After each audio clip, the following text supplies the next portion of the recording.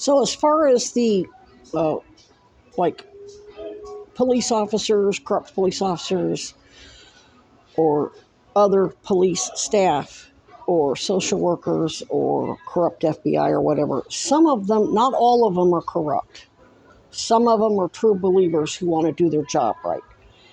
Others will be more than who are absolutely racist bigots and white supremacist Nazis, are all too happy to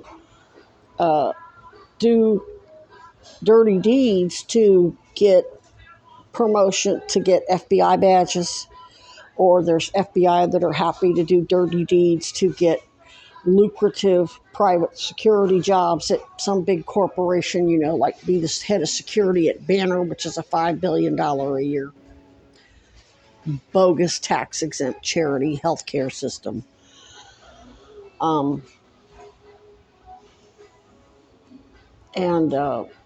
it isn't just the doctors that are frauds.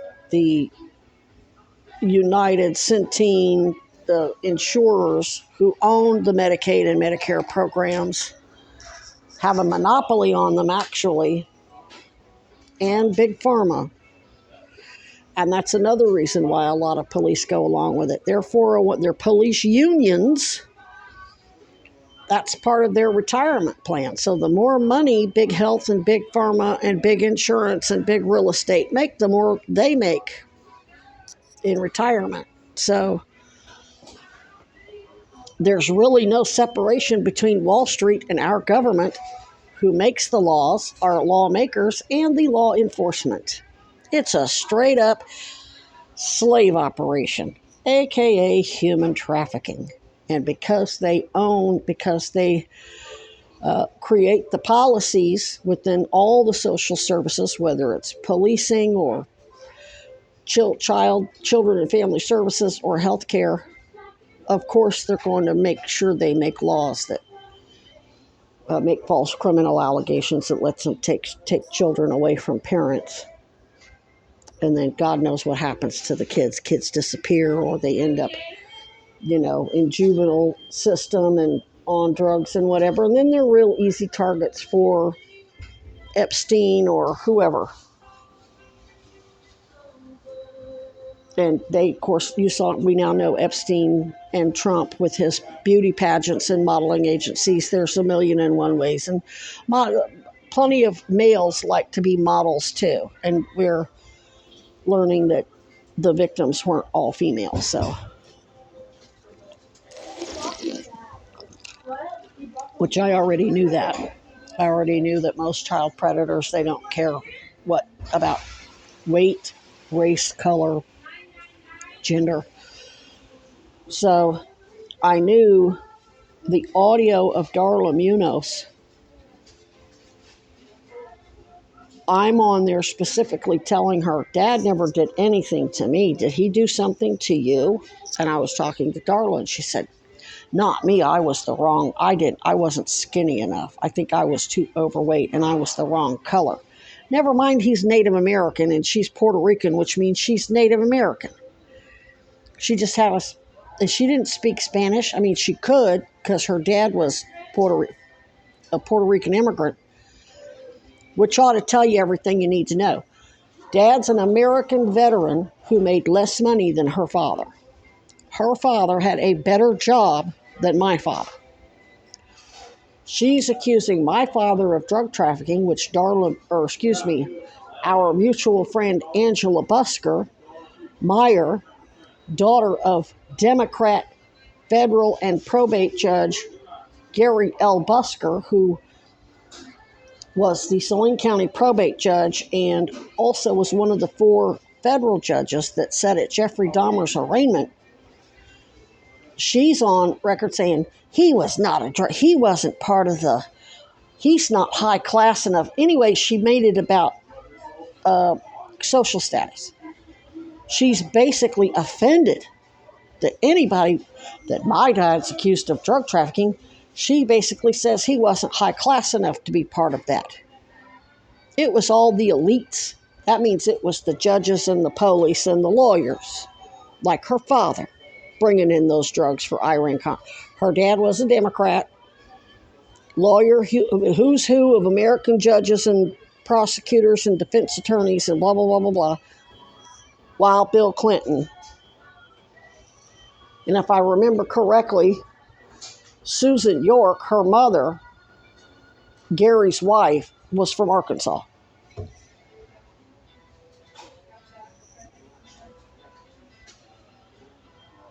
So anyway, Darla is accusing my father of doing what her dad was doing, trafficking children in drugs. And that's what all of them do. They're all accusing their victim. That's what all perpetrators do. They always accuse their victims of what they're doing. Just like here in Vermont, some military guy that's apparently a shill to the Weinbergers and the Goldwaters had his daughter stalking me, working with Homeland Security's high-tech surveillance. They made sure she was at the bus station or on the same bus, and it was always around the buses. It never anywhere. Oh no, I guess she did make sure she bumped into me at the laundromat, and that happened a couple times, but very seldom. But it was almost always on the buses. Her and Becky Burrell. Sometimes I would bump into Burrell downtown, and therefore it's all on camera. She's coming on to me. And I remember the first time I met her and she started talking to me, I'm like, this bitch looks like Herman Goring. Because I watched that movie Nuremberg with Alex Baldwin playing that. I think the Nuremberg prosecutor was named Justice Roberts. He was some sort of federal judge or something. And anyway, it's played by Alec Baldwin, and I remember Herman Goring's character. He was addicted to all kinds of narcotics, and he was a big guy. And I'm like, this looks like Herman Goring. Acted like him too, same attitude. You couldn't have a conversation with him. She would say something, and I would try to respond, and she would yada yada yada, just nonstop. Her and Michael and Burl wasn't so stupid about it, but she was more there to blow smoke. And then I knew they were all working together. I just couldn't prove it. So when I would go after one of them for something on a YouTube post, sure enough, they would show up. Oh, that's my friend. Like nepotism has going to play any role in my decisions. But anyway, I got them. And they mad. Ooh, they mad. Anyway, she's accusing me of stalking, and the judge has to be corrupt, because that or the judge isn't. The judge went along, pretended to go along with it, just like the mayor pretended to believe whatever bullshit the park ranger was saying and whoever else.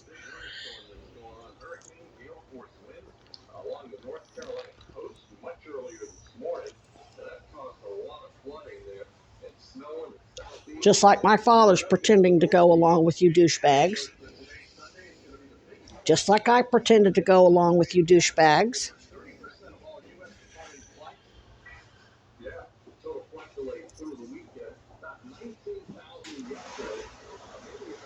Since the bad guys are going to watch this too, though they don't have to go click on my YouTube channel. They got surveillance on my phone, so they've got access to the video before I ever upload it. Good guys and the bad guys. The special prosecutors, and special military prosecutors, and the corrupt military. But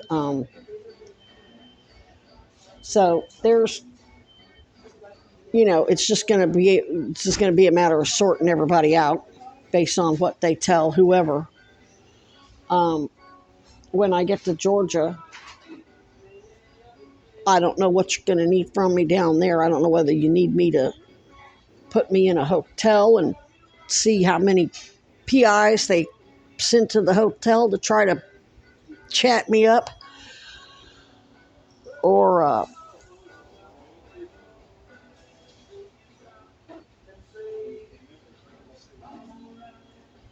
set me up at a camp, or whatever.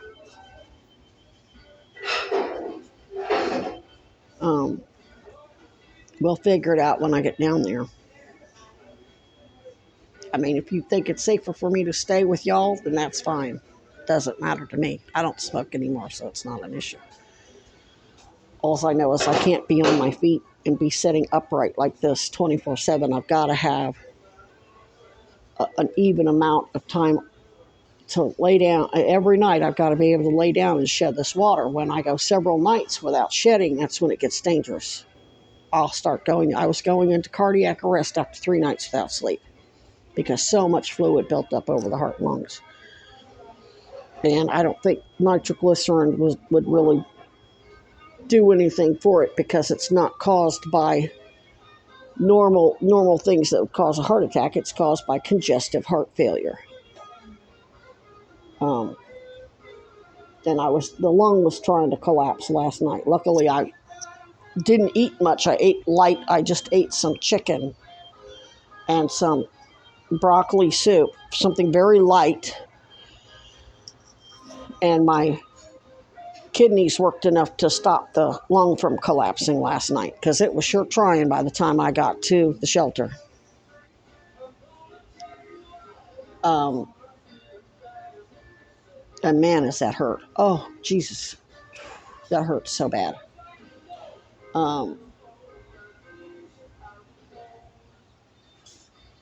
Yeah. So I don't know why they think they're going to make any of their bullshit story fly at this point. They know I've been under surveillance for at least 7 years since before I left New York. Plus, the bad guys have had me under surveillance. So that means the good special prosecutors know damn well that the corrupt cops know damn well I'm not some addict, especially by my own banking history. I only buy enough to manage the pain. And I'm sworn in immunized, and I'm terminal, so I can have all I want. And if I were abusive, then I'd spend all my money on drugs. I'm like, I'm dying anyway, screw it. I don't do that. I bought tools, I bought insulation, I bought whatever I needed to be able to stay out here and do the job. And enjoy it. If you're not having fun with special forces, then you're not doing something right. Well, after Michaela died, I wasn't having much fun at all. The only thing that kept me going was the raccoons, and then I don't have them for now. Oh, I'll have that spot back. Doesn't mean I'll live out there, but I will be able. They're going to remember that specific spot. I can go out there with a camp chair and a mosquito net and my little USB powered fan and be just fine.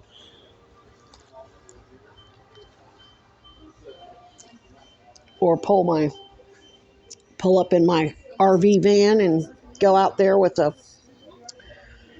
hot tent and a wood stove and some pellets and be there for them throughout the night in the winter. Make sure they're dewormed and have everything they need.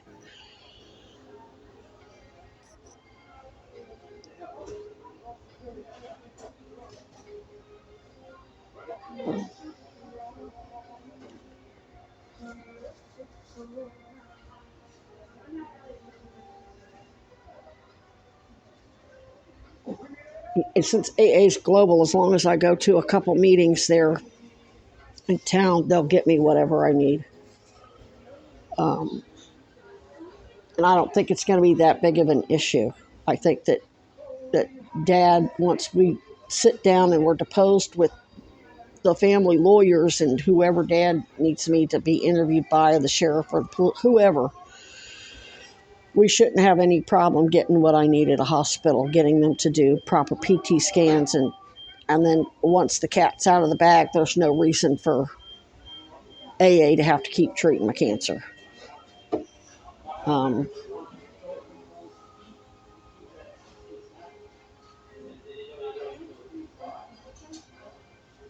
So I think everything's going to be fine. Even if I do have to be down there for, a few weeks or whatever. I don't know what you guys have got planned. So I think we'll be fine. I think I got all the dynamics, all the complicated dynamics of how their whole crap works. And for the record, what they're doing to my family, they're doing to everybody. It isn't just my family. They're doing it to everybody. The guy that they murdered in Missouri, the veteran that they tortured to death, he was Delta Force. which we now have a Delta Force Special Forces whistleblower admitting that they're using them for drug trafficking now. That's what they did to the military. Turned them into, and they're killing each other fighting over the drugs and the drug money and whatever. They pervert. That's what molesters do. They pervert everything they touch. They molest everything and everybody. So there's a whole lot of people. Everybody needs our help. They need our family to tell our story.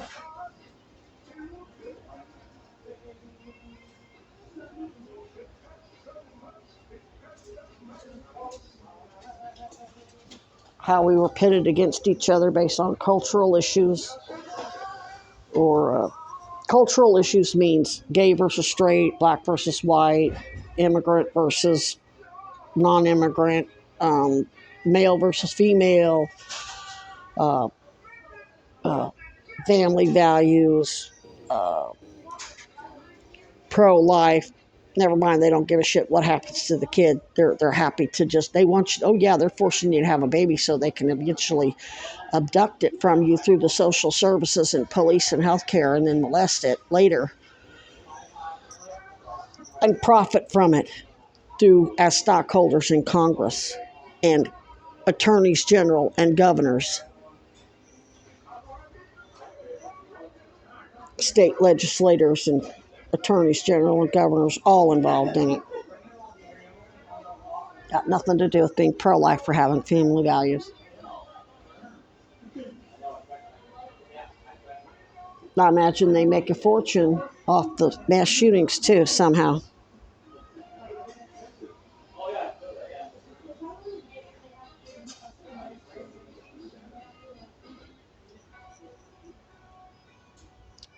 We'll get it figured out.